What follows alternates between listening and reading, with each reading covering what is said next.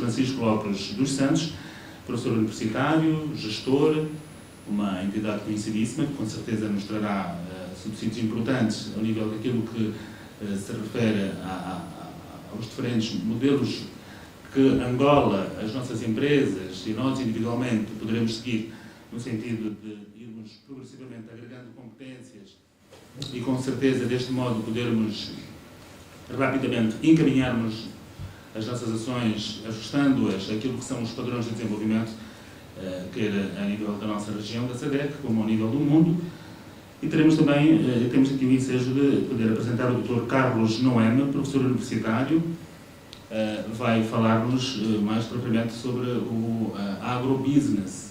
Portanto, até que ponto a agricultura pode, efetivamente, com a experiência que nos traz, servir como alavanca para uma economia absolutamente condicionada com o fantasma do petróleo e todos os circunstancialismos a eles envolventes.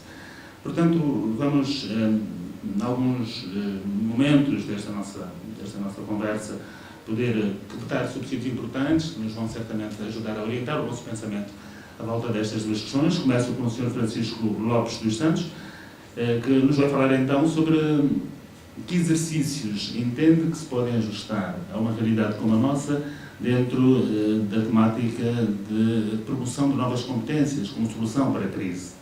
Obrigado. Muito bom dia, muito obrigado por este convite. É para mim um enorme prazer estar aqui. Benguela e o Lubito e esta zona daqui é realmente, já decidi, quer dizer, o meu futuro vai ser viver aqui, tenho que arranjar aqui uma quinta qualquer para fazer uma casa. Só me falta ter para a parte de trás uma selva para também ter uns elefantes e umas girafas, ainda não sei muito bem como é que isso vai ser integrado, mas tenho tempo, espero eu. Muito obrigado por estarem aqui com paciência e tolerância para me ouvir e gostava de dar, acharam que eu havia interesse em eu dar um meu pequeno contributo ou a minha pequena visão sobre, sendo uma pessoa que chegou há pouco tempo a Angola, não é? Sobre a realidade angolana e tentar fazer um alinhamento entre a minha experiência, que vem desde 75 que eu comecei a dar aulas, portanto, isto já vai em 41 anos, e portanto, a minha experiência e a realidade angolana e o conhecimento que tenho de uma série de países um pouco espalhado por todo o mundo. Eu gostava de começar por uma frase que eu gosto muito de usar nas minhas conferências, que não é minha, foi um professor meu do MBA, o Ashonsi, que costumava frequentemente dizer que só as estátuas é que não mudam e nós sabemos o que é que os pombos fazem. E, portanto, nós não somos estátuas, temos de ter um espírito aberto para abordar a mudança. E perante a situação angolana e abordando o tema do desenvolvimento de competências, eu gostaria de dizer o seguinte: os países, para se desenvolverem, qualquer país para se desenvolver e criar prosperidade, pode basear-se em dois grandes fatores. Um fator é os recursos. Há países que, infelizmente, nem recursos têm. Pensem no Luxemburgo, ou pensem mesmo em Portugal, que são muito limitados os recursos. E o outro fator são os recursos humanos, é o seu povo, é a sua população. E, provavelmente, nenhum país escolhe só uma via, não é? Escolhe um misto entre estes dois grandes fatores de desenvolvimento. É atrás disto que depois vem o capital, porque primeiro é preciso criar PIB para criar capital, depois é preciso disputar o capital internacional. Portanto, não é o capital que gera desenvolvimento. O capital, se formos bem ao fundo das questões, vem depois, vem da forma com sucesso, ao maior sucesso, ao menor sucesso, nós usamos os recursos e usamos as nossas populações, os nossos talentos, ou transformamos os chamados recursos humanos em talentos.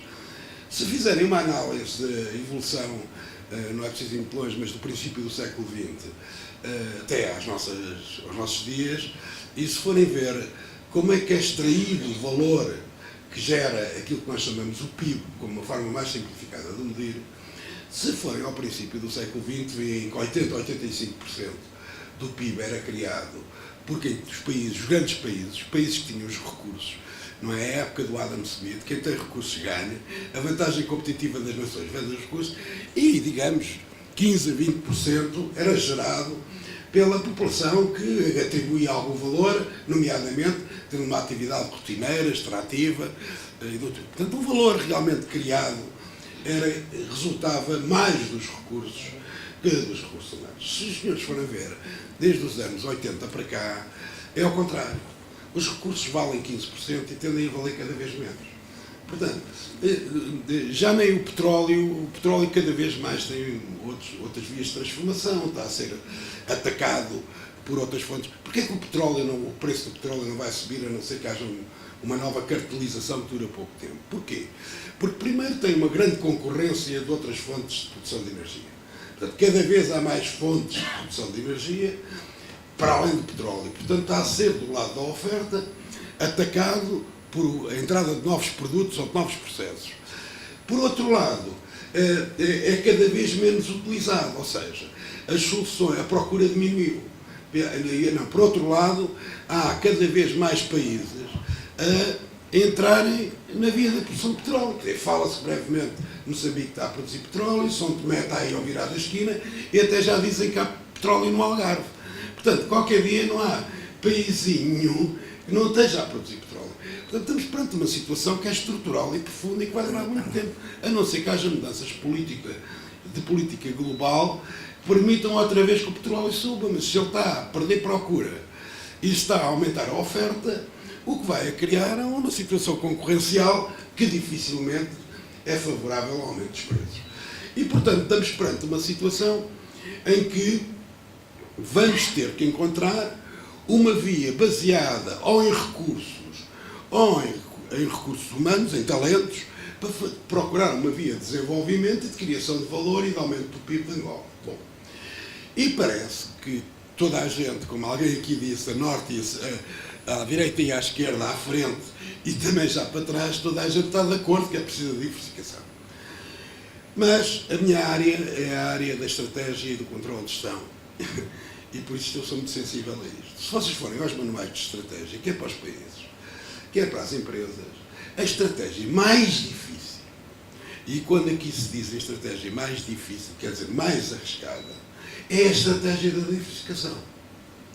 A diversificação, vocês podem fazer volume, diferenciação, escala, podem fazer estratégias de nicho, todas elas trabalhando sempre na vossa competência central. As vossas competências centrais são todas mais fáceis e menos arriscadas que a estratégia da diversificação.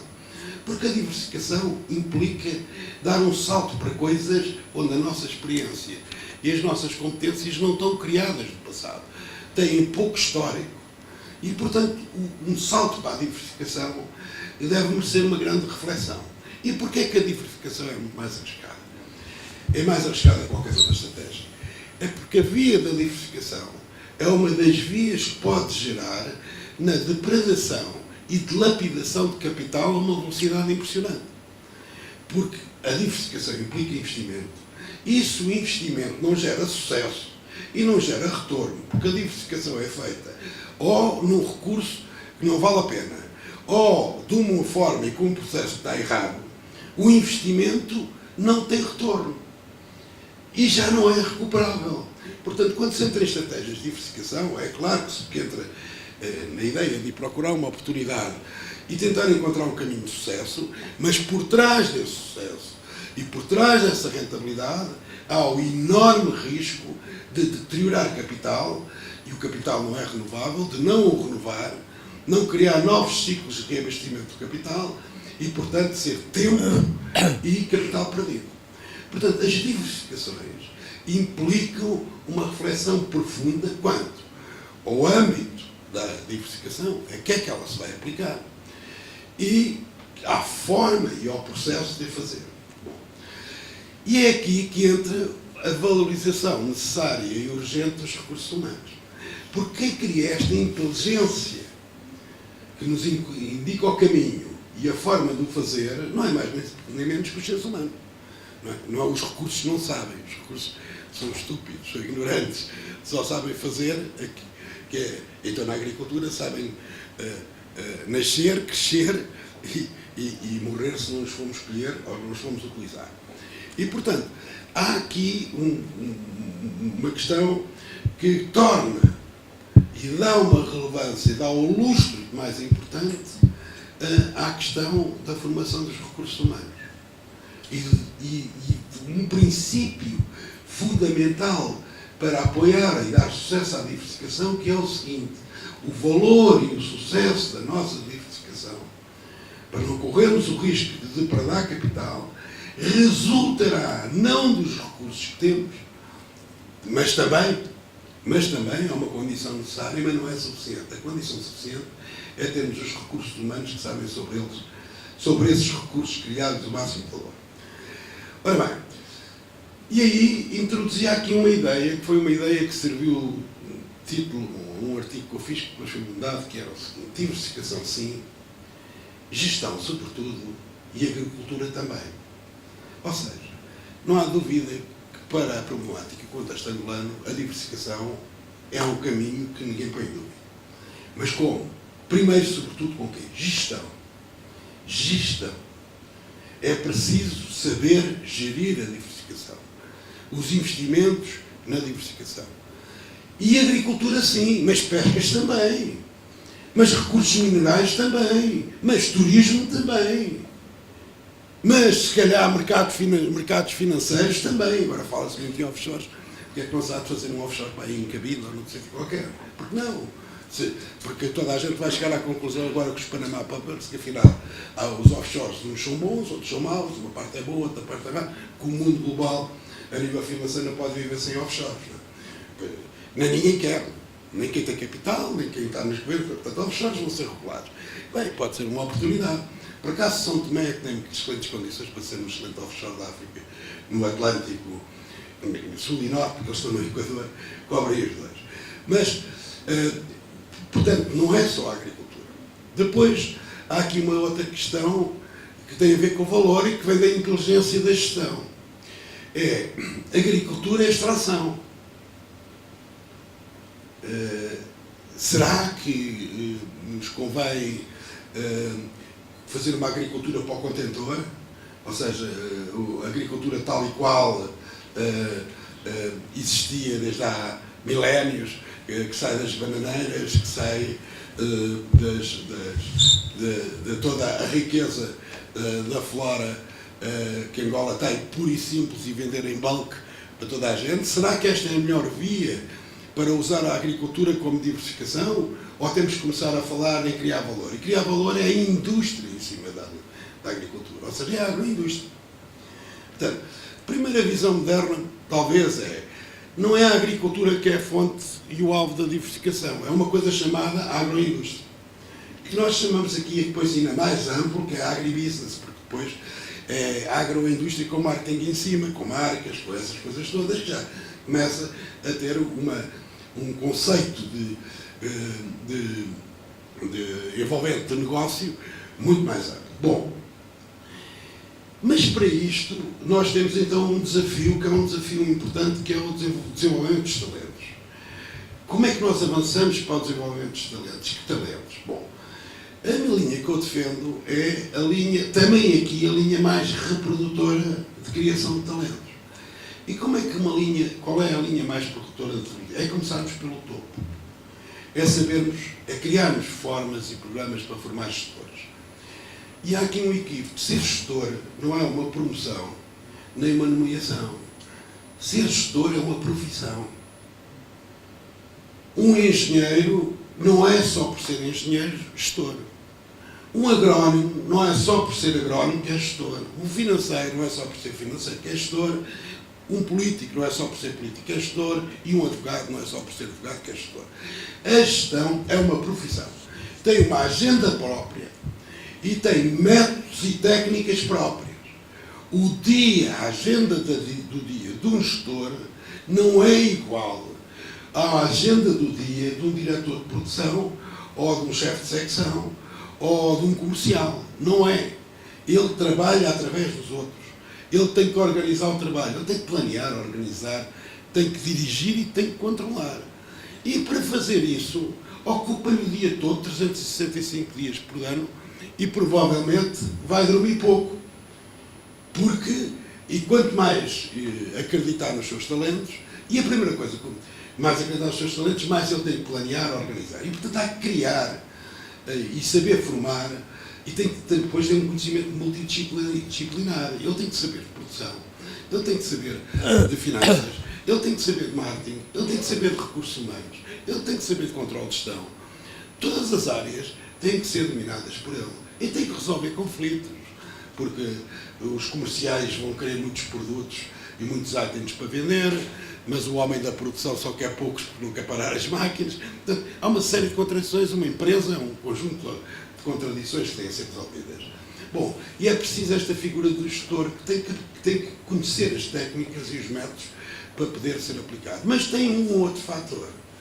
É que o bom gestor rapidamente descobre que o valor a criar dentro da sua organização é criando o máximo de talentos.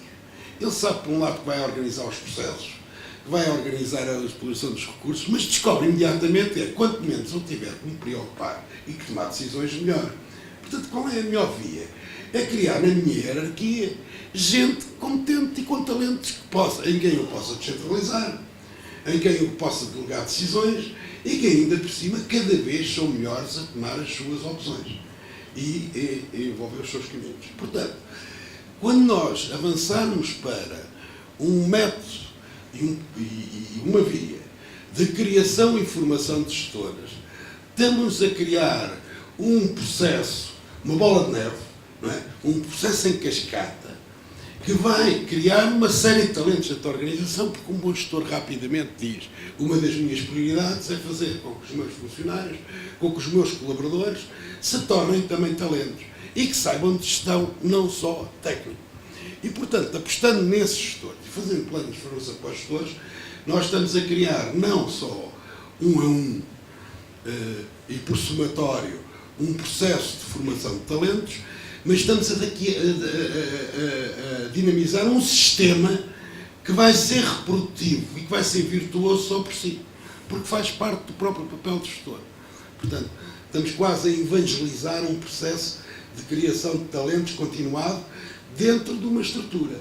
E isto, para mim, é fundamental para a realidade angolana, como de pão para a boca. Sempre foi, mas numa altura de diversificação, a sua importância toma uma relevância muito acima do normal, por causa do tal risco. E é muito simples, é muito fácil dizer assim: vamos fazer um projeto de criação de algodão para alimentar a indústria têxtil. E já agora, como há bocadinho foi dada aqui, vamos fazer fábricas têxteis. E investe-se uma pipa de dólares, não é? De bilhões de dólares nesse investimento. E depois não há algodão. E depois acabou tudo. E, entretanto, foram bilhões de investimento que não voltam a existir. E porque se tentou diversificar. E tentou diversificar para a indústria têxtil, a partir do algodão e tudo isso. E quem é que teve à frente esses projetos? A grande questão é quem é que foi. Pode-se culpar o gestor que começou com todo esse processo, não se sabe quem é. Se calhar não era gestor, se calhar foi lá posto por nomeação. Sabia cumprir a sua agenda diária como gestor, sabia atribuir as prioridades, tinha sempre a criação de valor na sua mente, em vez de ser a produção de algodão ou de semear plantas de algodão, porque no fim, para o gestor, o que existe é o valor criado, e é a perpetuidade da sua empresa, da sua organização. O gestor vive com isto continuamente, quando se vai deitar e quando se levanta, continuamente. E, portanto, não olha para o curto prazo, não olha para as coisas imediatas, mas isto tem técnicas, tem métodos. Bom, a outra grande questão, eu estou aqui a falar de programas de formação, eu quero ver se sou rápido, porque já estou a consumir muito tempo. A outra grande questão eu resumia na seguinte frase que costumo usar para introduzir os meus seminários de finanças e controle de gestão, que é: quem não faz contas nem sabe o que perde. E este nem sabe o que perde quer dizer dois sentidos. É que nem sabe o que perde por não fazer contas e depois não sabe mesmo o que é que perde. Quer dizer, só quando já não chega à tesouraria e não há recursos para pagar os ordenados nem a luz, é que diz: ei, isto está a correr mal, não é? Mas antes de lá chegar, ele nem sabe o que é que está a perder e o que é que está a acontecer. Portanto, a área de finanças e de reporting e de controle de gestão e de criação dos tabuleiros de bordo é o primeiro braço armado do gestor. Não é que ele tenha que ser financeiro. Ele tem que saber todos os dias qual é a informação que quer de finanças e saber o que é que ela quer dizer, através de um conjunto de indicadores e depois ter os técnicos para fazer. Isto releva logo uma série de coisas, não é? Nós temos que mudar a cultura, provavelmente, dos gestores que eu conheço, e eu encerro quase 70 contabilidades de empresas e sou consultor de algumas empresas de grande dimensão para fazer os reporting dos tabuleiros de bordo aqui em Angola. E uma das coisas que me arrepia é de gestores de pequenas e médias empresas, das grandes não, a forma como vivem divorciados da informação contabilística. As contabilidades são coisas que são feitas para o fisco, não é? E com a contabilidade de 3 meses atrasada, 4 meses atrasada, como é que é possível alguém tomar decisões sem estar informado? E onde é que está a informação? A informação está nos balancetes. Portanto, há que disciplinar e há que dar essa prioridade. Logo, isso é uma posição de gestão. Sem informação financeira e económica, não há decisões. Bom, isto levou a uma profunda reflexão e a Proa, que é uma empresa, e José Bocassa, que é uma pessoa extremamente agressiva e que adora o seu país e não admite que o seu país marque passo muito tempo, arrisca em fazer projetos de desenvolvimento que se calhar neste período são contraciclo, porque pelo risco da EML. Mas o que é que nós vamos fazer a partir de Benguela? Primeiro, tomar Benguela, porque é a terra dele e que ele serve profundamente, e tem uma visão para Benguela, que é com Benguela no centro, dada a situação, localização geográfica e também a situação geográfica do ponto de vista climatérico, tudo isso, talvez seja possível criar aqui uma dinâmica de criação de programas de formação avançada, não para mestrados, não para carreira académica, mas para ativos, para quadros ativos das empresas, cuja sua preocupação é estarem informados, atualizados e consolidarem as suas funções com novos conhecimentos, trazendo a Benguela o mais inovador e o mais avançado do que há a nível de Angola e a nível internacional. Eu fui professor no ISEG até há 4 anos atrás, foi onde eu conheci o José Bocassa. O José Bocassa apareceu-me lá como aluno, foi meu aluno em 2 disciplinas, e quando soube que eu queria vir para Angola, passou a vida a dizer, mas venha lá, pá, venha lá, e Benguela é que é. E eu, ao princípio, achei assim um bocado descansado, mas depois vim mesmo. Mas não vim com ele, mas depois, quando vim mesmo, tive o maior prazer em começar a fazer aliança. E temos uma rede toda do ISEC, como o colega vai falar, do Instituto de Agronomia, mas temos também do ISTE da Nova, temos da Católica em Portugal. Temos do HC em França, com quem eu tenho excelentes relações, que trabalhei durante muito tempo, que também dei aulas em HC. Posso ter relações com a London Business School, com a Manchester Business School. Posso ter relações com Stanford nos Estados Unidos, com quem também já tive colaborações. E, portanto, há uma rede internacional que rapidamente, eu tenho o maior prazer em passar ao José Bocassa e a outros colegas, que estão ao dispor de vir para apresentar os seus programas de pós-graduação para quadros e para ativos em Benguela e a partir de Benguela. E este é o projeto que nós temos. Vamos começar com algumas pós-graduações do ISEC. Porquê? Porque são boas, tenho grande confiança nelas, porque se ajustam à realidade, embora eu seja, enfim, suspeito, uma vez que a minha costela é ISEG, eu entrei no ISEG e na chamada ISEF em 1968 e nunca mais lá saí. Entrei em 68 como aluno e depois fiquei lá até 2010.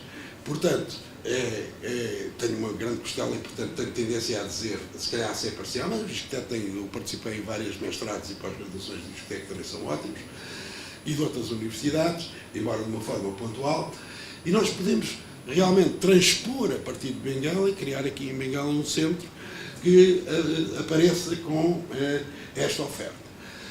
Vamos, para já, como nada, não pode ser tudo feito ao mesmo tempo, centrar nestes grandes vetores.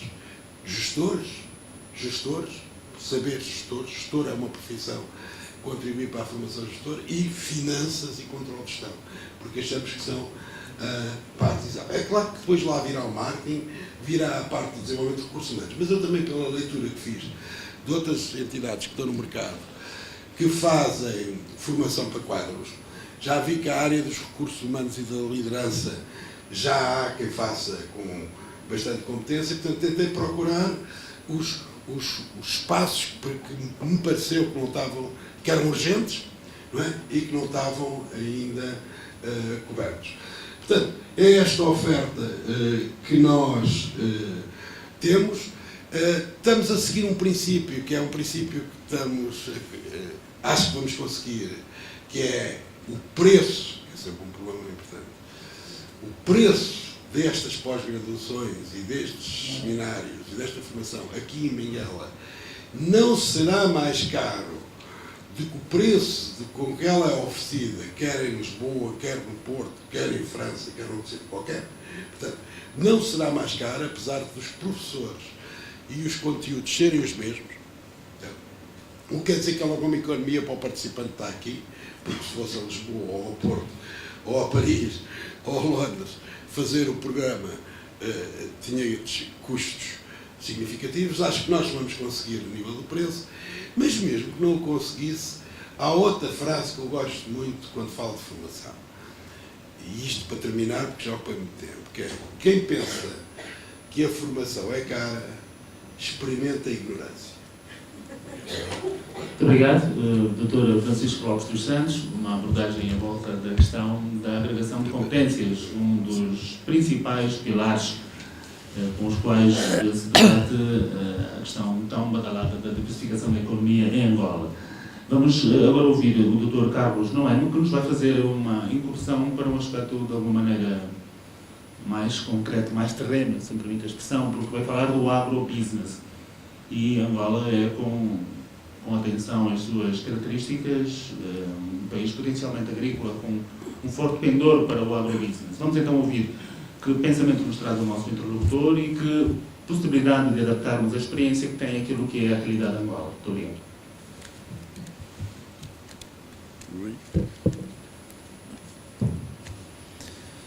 Bem, muito boa tarde a todos. Acho que já é boa tarde. Não, bom dia. Bom dia a todos.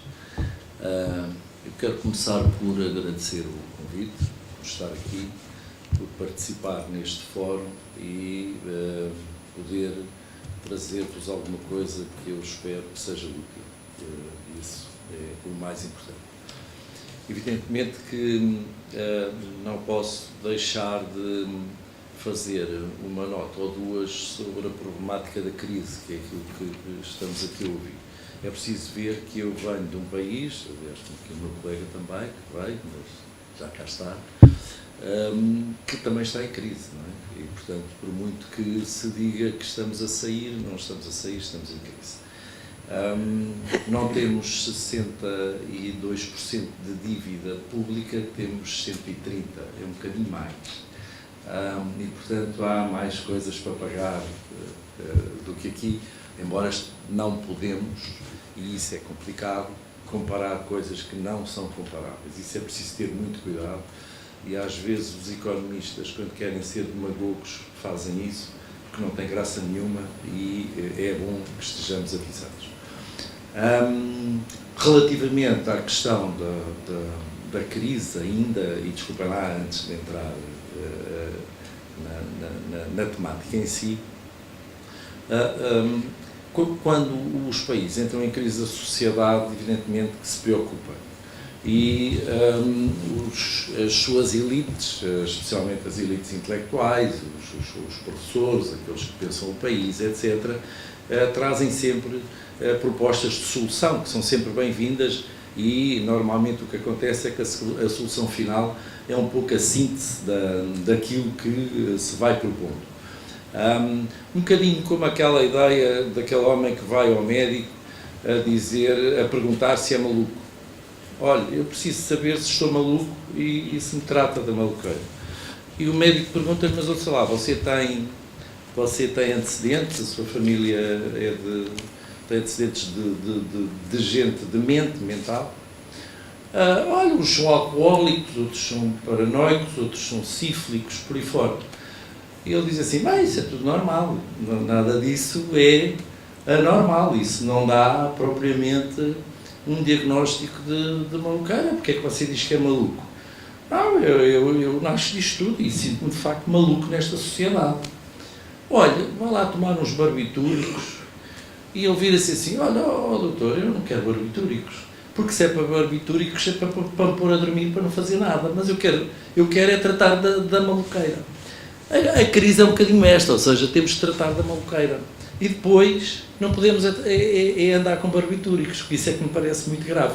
Aliás, isso foi muito sublinhado, de várias maneiras, no painel anterior, em que esteve o Dr. Carlos Rosado, e que ele referiu que há que fazer. E há que fazer aproveitando as oportunidades. E é um bocadinho isso de que estamos a falar e que estamos aqui, não é? E, portanto, os números que eu vi há pouco, alguns já sabia, mas os que eu vi há pouco, são preocupantes, isso é verdade. Eu diria que a questão de Angola pode-se diversificar, lá está, é uma das soluções possíveis, não é? Mas eu diria que a questão fundamental é, como o meu colega acabou a intervenção a enfatizar, exatamente a questão da formação. A formação humana resolve o problema da diversificação em têxtil, em agricultura, em agroindústria, no que for. Formação, sim. Diversificação é algo que, perdoem-me os presentes, mas para mim é algo que é um bocadinho abstrato. Aliás, também já se falou nisso há bocado, no outro painel, que é falar muito de uma coisa que depois não ocorre nem acontece. Porque não pode. A diversificação em si é um bocadinho, ou pode ser um bocadinho abstrato. Portanto, temos que entrar num terreno mais abaixo, é no terreno da formação. Na formação, também, claro que há algumas prioridades. É preciso ver que, em média, os países com características semelhantes às de Angola, as pessoas despendem do seu rendimento 40% a 50% para comer. Estamos a falar disto. Ou seja, estamos a falar, em vez de nos pormos com grandes teorias sobre a substituição de importações, etc., estamos a falar de uma coisa que custa dinheiro a um povo, e a questão que se coloca é a necessidade desse povo resolver esse problema que custa dinheiro. Não falando agora do petróleo que fica ali ao lado parado. Portanto, estamos a falar de quê? De alimentar uma população de cerca de 25 milhões de pessoas, que é Angola. Já vimos que a balança é extraordinariamente deficitária, também na questão alimentar, e toda a gente reconhece, não vale a pena agora entrar com muito detalhe, o potencial agrícola e agroindustrial de Angola. Porquê que se acrescenta agora o agroindustrial? Nós estamos a viver um mundo que primeiro a agricultura foi muito importante, depois passou para a agroindústria que era o foco, ou seja, mandava na agricultura e punha os agricultores a produzir aquilo que a agroindústria precisava. Finalmente, hoje vivemos um mundo diferente. Eu não sei, confesso a minha ignorância aí, se Angola já está nesse mundo, que é quem manda nesta cadeia é a distribuição. Já não é nem a indústria, nem a agricultura. Mas estamos a falar de patamares, porventura, mais desenvolvidos, mais evoluídos. Neste momento, muito provavelmente, teremos de começar do princípio. E começar do princípio é começar da agricultura e daquilo a que genericamente se designa o agribusiness. O agribusiness tem duas componentes, o agro e o business. E o que se pretende é casar exatamente estas duas componentes.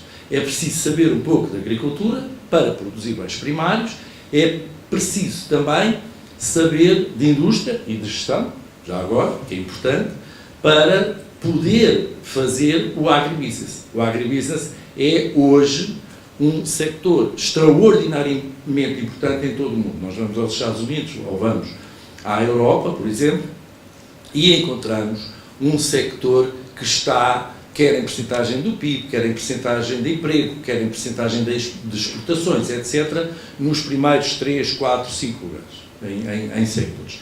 É preciso ver que, por exemplo, a França, que tem fama e proveito de ser muito forte na aeronáutica, só consegue, o agribusiness, falando assim, está à frente da aeronáutica em França, do sector automóvel, etc., e só consegue ser ultrapassada pela perfumaria francesa, que é famosa em todo o mundo, é exportadora em todo o mundo e é extraordinariamente rica.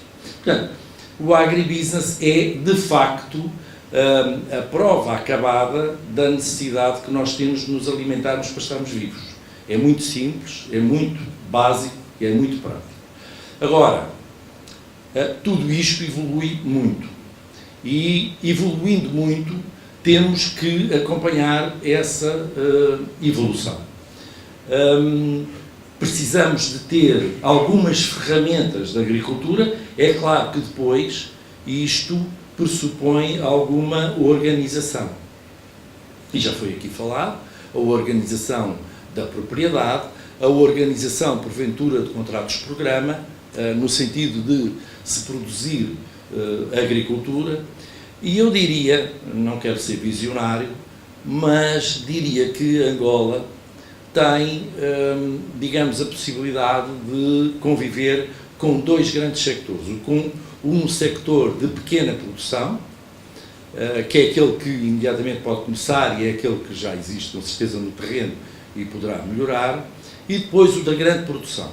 O da grande produção para quê?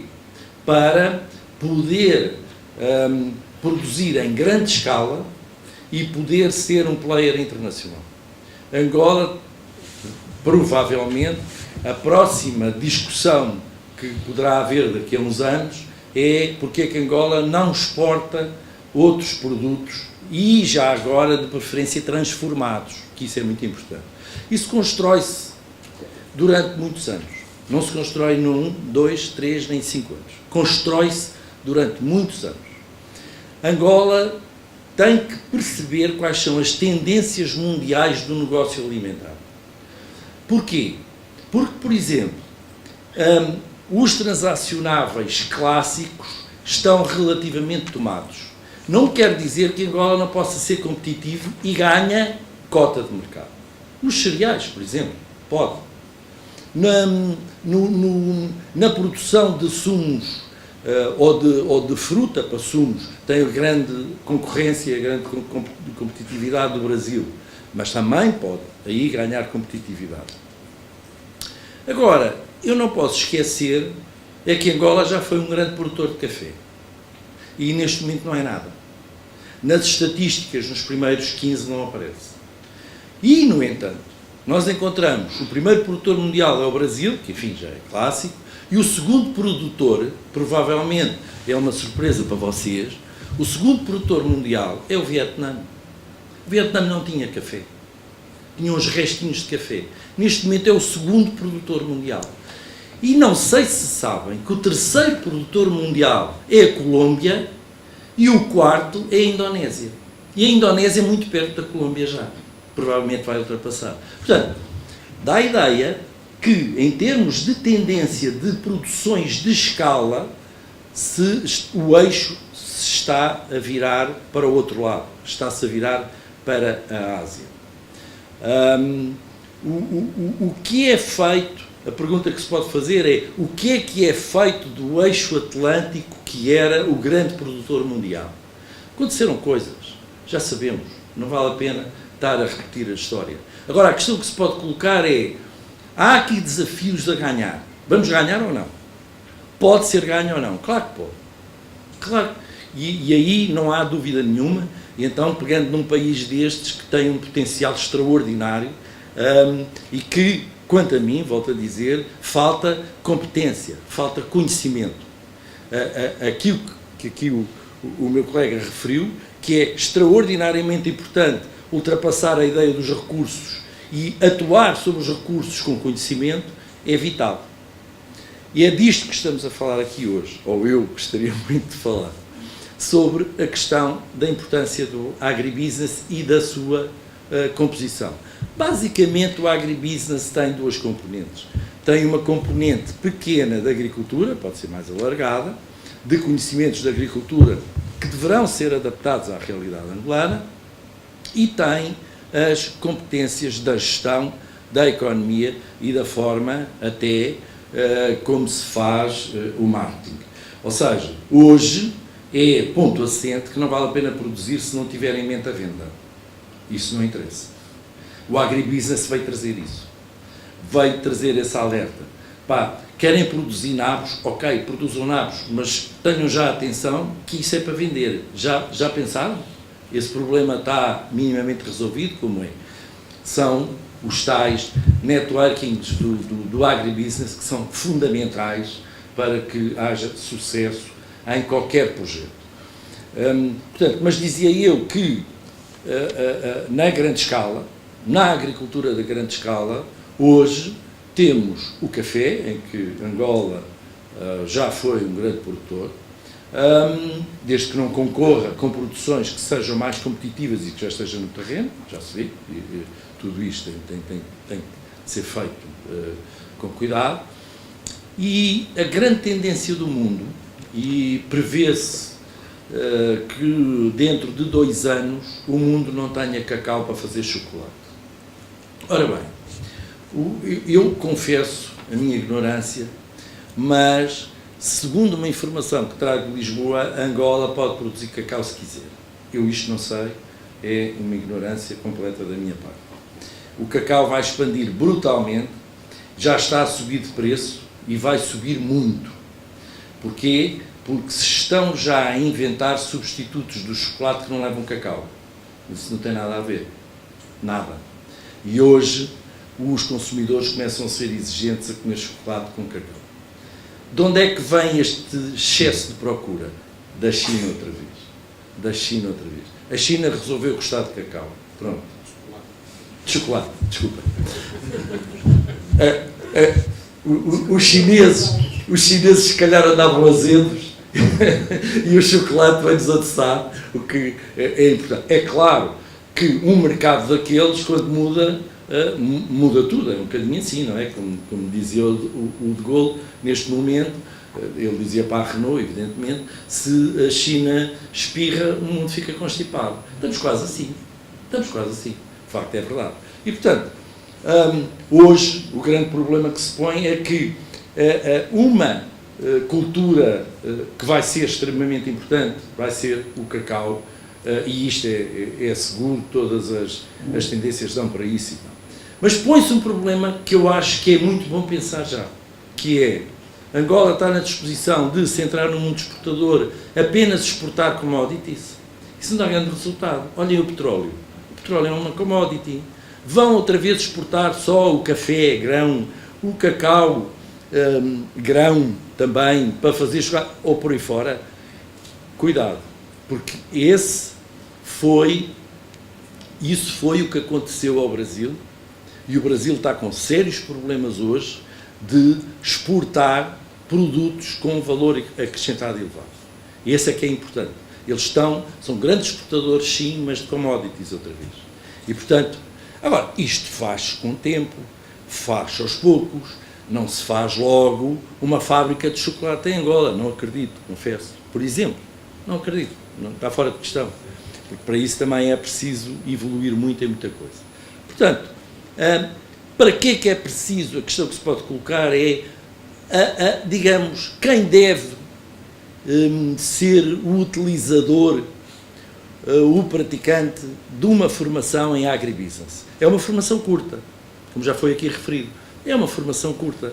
É uma formação para quem já tem alguma base e vai aprofundar. E para quem? Para qualquer pessoa que tenha ligação à produção agrícola rentável, vamos dizer assim. Ou que, se não é rentável, deve tornar-se rentável. Para quem tenha a possibilidade de, no futuro, não se sabe, se calhar curto, negociar contratos-programa agrícolas, se houver um planeamento do Governo nesse sentido. Isso é essencial, porque lá está, o conhecimento vai trazer bons planos-programa para serem aplicados. E estamos a falar de quê? Estamos a falar da riqueza do país, não é da riqueza das pessoas. Além da riqueza das pessoas, porque isso é muito importante, não é? Mas da riqueza do país. E é isso que é extraordinariamente importante. Portanto, não vale a pena estarmos a pensar que o agribusiness é uma coisa que se aplica indistintamente. Não é verdade. O agribusiness aplica-se para quem está interessado, para quem tem alguma ligação, e devo-vos dizer uma coisa. É um sector que, em princípio, tem de ser importante em Angola. Não vale a pena. Digamos, retirando-se para o petróleo, e o meu raciocínio, como vos disse há bocado, é esse, o agribusiness, o chamado agronegócio brasileiro, que inclui a agricultura e a indústria, vai ser muito importante em Angola. E mais, até vos digo mais, e não estou com receio de falhar. A cadeia alimentar, a cadeia agroalimentar em Angola vai ser muito importante, incluindo, portanto, a distribuição. Não, é uma fatalidade, desculpem. Isto é uma fatalidade. E vai acontecer. E se vai acontecer, o que é que estamos à espera? Se vai acontecer, o que é que estamos à espera? Provavelmente este é o sector mais importante, tirando o petróleo, que a gente não sabe a evolução. Vai ser da economia o mais importante, pelo menos durante um certo período. Isso é extraordinário. É um potencial que está aqui extraordinário. O que é preciso? Principalmente formação. O que é preciso? Principalmente conhecimento. O que é preciso? Principalmente competência. E é isso que, de facto, está a ser negociado, neste caso com o ISEG. O ISEG tem uma parceria com o ISA. Eu devo-vos dizer que também sou economista, também sou do ISEG, que é o meu colega, mas sou professor no ISA, portanto sou uma pessoa um bocadinho atípica, porque também dei aulas no ISEG, mas pontualmente a minha carreira foi feita depois no ISA a ensinar agronegócio, a ensinar economia agroindustrial, a ensinar cadeia alimentar nos agrónomos. É uma lógica já um bocadinho diferente, estão a ver? E, portanto, sou economista também, e agora temos uma parceria com o curso de Agribusiness do ISEG, que funciona lá, em que eu, juntamente ali com o meu colega Pedro, que vocês vão ouvir mais logo, também somos coordenadores, juntamente com o professor do ISEG, do curso de Agribusiness. Portanto, há aqui uma parceria com o ISA, com o Instituto Superior de Agronomia, em que nós fazemos este programa de agribusiness. Tem um conjunto de cadeiras, espero que seja anunciado, tem um conjunto de valências, de conhecimento, e que me parece extremamente importante como ponto de arranque, como ponto de avanço para isso. Eu só queria chamar a atenção a um ponto que me parece extremamente importante para aquela outra agricultura que vos estava a falar, para a pequena agricultura. A pequena agricultura pode viver muito de empreendedorismo. O empreendedorismo hoje fala-se muito a nível mundial e diz que o empreendedorismo traz inovação. Cada um está no patamar da inovação que está. E eu acredito que o empreendedorismo traz inovação. Nós temos vários centros de empreendedorismo e eu faço aqui o desafio para que a PROA crie aqui um centro de empreendedorismo. É extraordinário o resultado disso. Eu fui presidente da primeira incubadora da Universidade de Lisboa, agora Universidade de Lisboa, antigamente Universidade Técnica, e criei uma incubadora no Instituto, era uma incubadora de base científica e tecnológica, é de lá, mas no primeiro ano eu criei 12 empresas, alojaram-se lá 12 empresas, é diferente, muito pouco, mas das quais 3 foram premiadas com a melhor ideia de negócio do país e 2 a nível internacional foram premiadas. Portanto, há resultados muito interessantes quando se faz isto. Este era de base científica e tecnológica, não tem que ser. E se houver uma incubadora bem feita, a taxa de mortalidade das empresas diminui fortemente.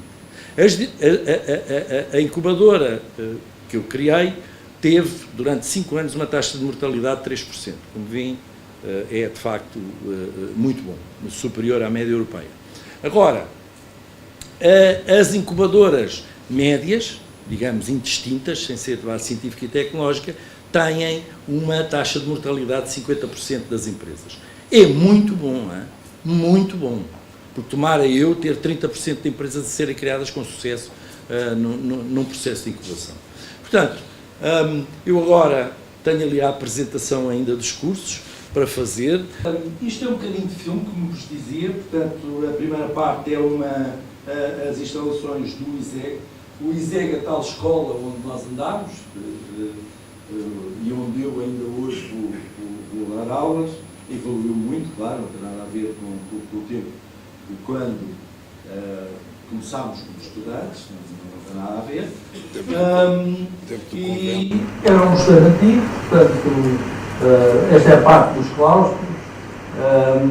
Esta, digamos, é publicidade, a escola mais antiga de gestão, agora integrada na Universidade Nova. Ali a fotografia do meio, esta, mostra a reitoria da Universidade de Lisboa, que foi a fusão de 2 universidades, e depois outra vez os claustros.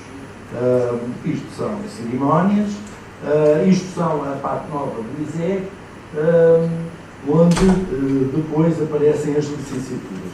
Estas são as licenciaturas clássicas, a economia, a gestão, e depois também tem licenciaturas em inglês, depois a matemática aplicada à economia e gestão, finanças, por aí fora. Os mestrados, que são bastantes, incluindo de marketing, as ciências empresariais, etc. E os 8 programas de doutoramento, que de facto acompanham, de certo modo, a licenciatura, o mestrado e depois o doutoramento, como é óbvio. Os MBAs e a formação avançada. A formação avançada que entra um bocadinho já nas pós-graduações, portanto isto é já uma pós-graduação. Evidentemente que é preciso dizer que são cursos que são conducentes a grau. Esta pós-graduação já não dá um grau, mas dá um certificado da universidade. E depois as pós-graduações, que é aqui que entronca o agribusiness, como vocês podem ver, está aqui no âmbito específico, aqui agribusiness, e depois ainda há um outro que também é feito com agronomia, que é o wine business, que está cá em baixo. Eu aqui realcei apenas aqueles que poderiam ter interesse. O agribusiness, a economia da energia, ambiente e desenvolvimento sustentável, parece-me muito rico, e o wine business, que também poderia ter interesse, porventura, não aqui, porque Angola não é propriamente produtora de vinho. E depois os programas abertos de curta duração, depois a prestação de serviço de acabamento. É preciso ver que pode valer a pena abrir-se um curso, como já foi falado aqui, abrir-se um curso em que os professores venham cá dar um agribusiness e, eventualmente, fazer um curso à medida para quadros superiores mais exigentes que vão lá fazer uma coisa mais intensiva também ao ISEC, com o nosso patrocínio ou não. Pronto, isso já é outra coisa. Com o nosso patrocínio, não, desculpem, também com a nossa participação. Nossa, estou a falar agora do ISA. Já agora, muito rapidamente, falando do ISA, e não vos quero roubar muito tempo, o ISA é também uma escola centenária, né, de agricultura, não é? Até foi formada antes do ISEC, mas isso é normal, a agricultura vem primeiro do que a indústria e as finanças. O campus de agronomia, que é na cidade de Lisboa, tem 100 hectares, e é uma coisa muito invejada, como calculam os terrenos, não é? Como é óbvio. Doutor, não é muito, temos ainda o período de perguntas e respostas. Sim, eu acabo só. Pronto, este é o edifício, aquilo que é possível ver, e depois as licenciaturas, os mestrados, também os doutoramentos, os cursos de especialização, que são aqui de vários tipos, e sempre, como está aqui referido em baixo, a possibilidade de construir cursos flexíveis. Pronto, acabou. Isto faz parte, faz parte da incubadora, que é uma empresa altamente avançada e que criou drones, que é um drone que controla as culturas, monitorizando e, portanto, fazendo uma poupança muito grande, porque capta logo se há uma doença, se não há uma doença, e até o regadio, se está bem feito ou não, numa zona da propriedade, e não tanto fazer depois o mantenimento completo. Pronto, muito obrigado, não vos apeteço mais, e estou à vossa disposição.